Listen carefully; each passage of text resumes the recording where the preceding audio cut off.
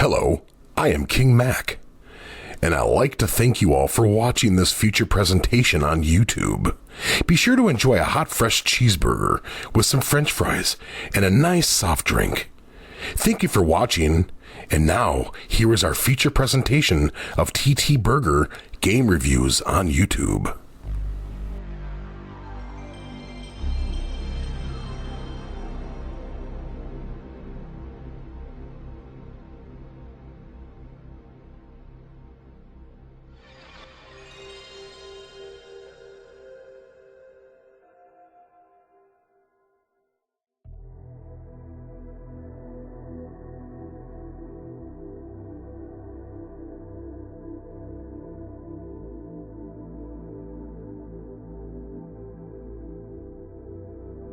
Hello my friends, how you all doing today?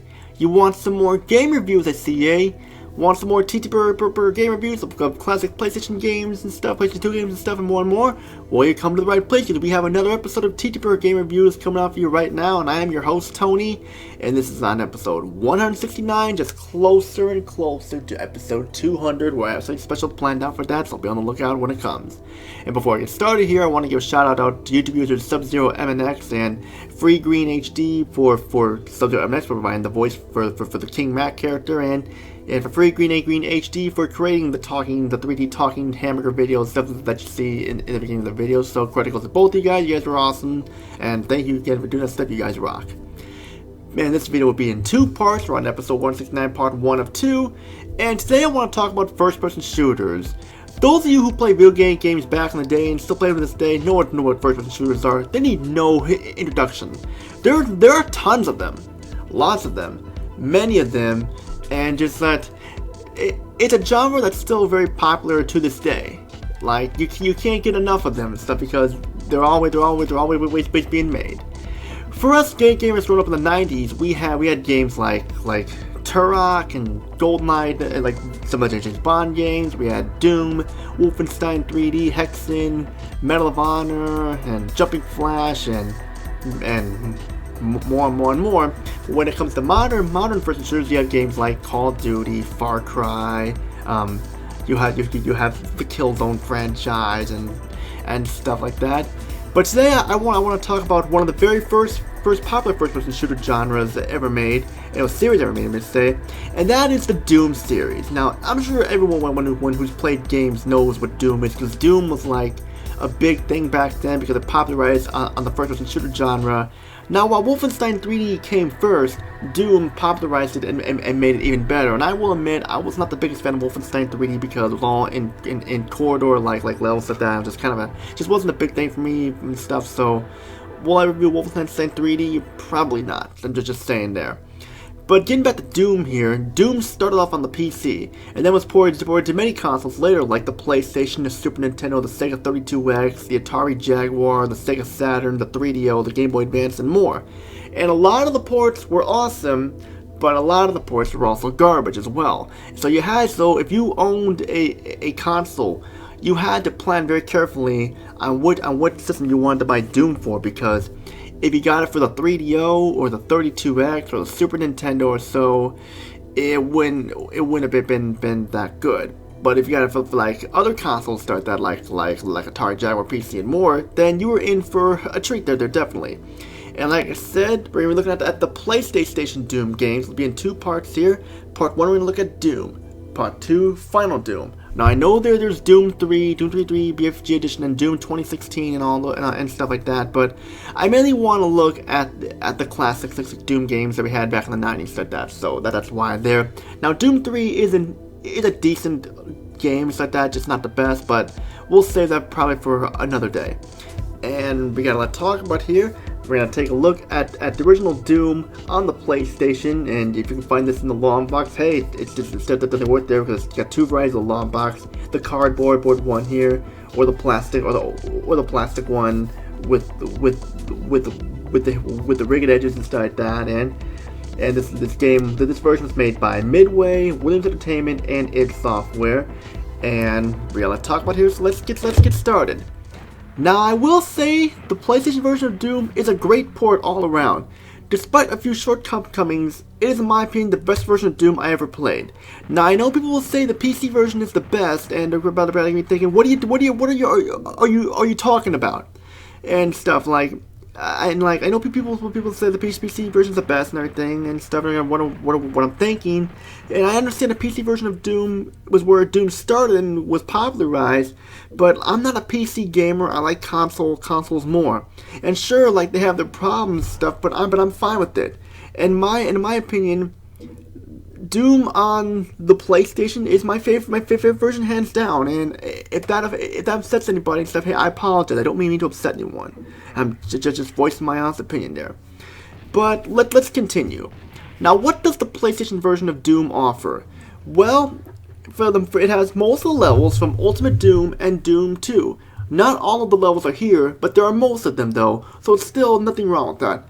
I know there are 2 games in this package and stuff, but I'm considering this as one big game because it's called Doom, it's Doom on the package, and it's got 2 games into it and stuff. It doesn't matter, we're still counting this as one game because that's just basically what it is there.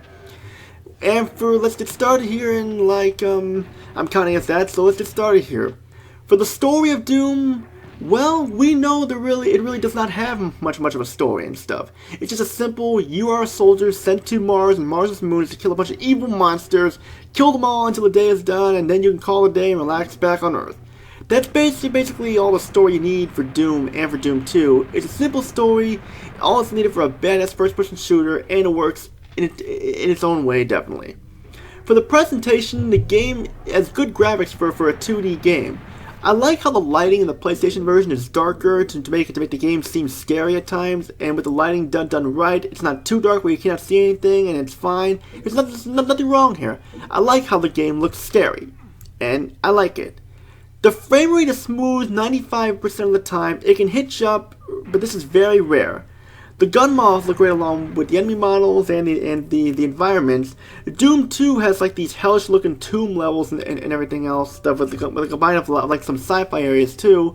And there's nothing wrong with this. Variety is the key, and variety is what they have. For sound, I gotta say, great sound. This version of Doom has exclusive sound effects to the PlayStation, where like the gun sound effects are more realistic, and like the enemy and your character, their grunting sound different too, and the sound, I like the sound here, especially the music. The PlayStation version has its own soundtrack this time. Instead of the MIDI tunes from the PC version and other versions, this version has horror ambient tracks, in my opinion, fit the game better with the atmosphere of each level and more. And I already mentioned about the gun sound effects and the grunts on your characters and enemies times, so that's pretty much all I gotta say about the sound. But now we gotta get into the gameplay. And what is there to say? Doom is a badass fun, shooting mindless fun, killing the bad guys game, and we all know the drill here of Doom. First person shooter, shoot the bad guys, reach the end of the level, and more. Doom has some kick-ass weapons like the shotgun, the chain gun, the plasma rifle, the pistol, and the gory badass chainsaw. For its time, using the chainsaw was considered the ultimate weapon, was considered badass, using to cut the enemies, and it brings joy to the player of the game. Even the character's face shows that he's enjoying killing enemies, kicking ass with the chainsaw. The chainsaw is your best friend in need. You go through 59 levels, and while some levels are missing, I'm okay with that. There's still plenty of levels in this version. You also have secrets throughout the game, and it adds more replay value to Doom, especially when you find health power-ups, armor upgrades that double your health and armor. If you can find every single secret, you'll be in for a big treat. Great game, overall, great version of Doom, but now the bads. The controls in the PlayStation version take a little time to get used to, because triangle is your shoot button, and circle opens the doors is your interaction button, and square button sprints and stuff, and the X button is just mainly used for the menus throughout the game. And like the map system, when you hit select, it's not very useful. You cannot see the enemies on the screen, and it's all wireframe. Just if you're lost, you're gonna have to keep switching back if you run into a room with enemies, causing you to use some health. And if you want to play multiplayer, you need a system link cable to connect 2 PlayStation together, or else no multiplayer for you. This does kind of suck though, because I wish that this version had multiplayer where you just needed 2 controllers to play, then there you go. And there's no save system. Instead, it is password based. Other versions of Doom had a save system. Why does PlayStation version not have a save system? I don't know. But still a fun ass game overall. it's definitely worth owning your collection, especially if you want some Doom on the PlayStation. So my final thoughts here, pick up Doom on the PlayStation. It's a little pricey, but it's still worth owning your collection, especially if you can find it in the long box, complete with the manual and everything. You're in for a treat, definitely. The rating I'll be giving it, I gotta take some points off here, but the rating I'll be giving it is a 9 out of 10 because it's the best score I can give it, because it's a fun game, a fun version, probably the best version of Doom I've played, and people who are fans of console games will probably agree otherwise as well. And that's it for this episode of TTBurger Game Reviews, episode 169, part 1 of 2. Stay tuned for the final part 2 of 2. We're going to look at Final Doom on the PlayStation. Now, how does this game fare from the original Doom on the PlayStation? Find out next, which is all I gotta say. If you like what you see here, subscribe, like the video, comment down below, join my Discord group, TTBurger Games United, and join my Facebook page, TTBurger88, because if you want to find out more details and more updates about what's going on the channel, feel free to like the page and go from there and stuff, and just do that. And that's all I gotta say. This is Tony. Peace out. Have a great day, and see you all in my review of Final Doom.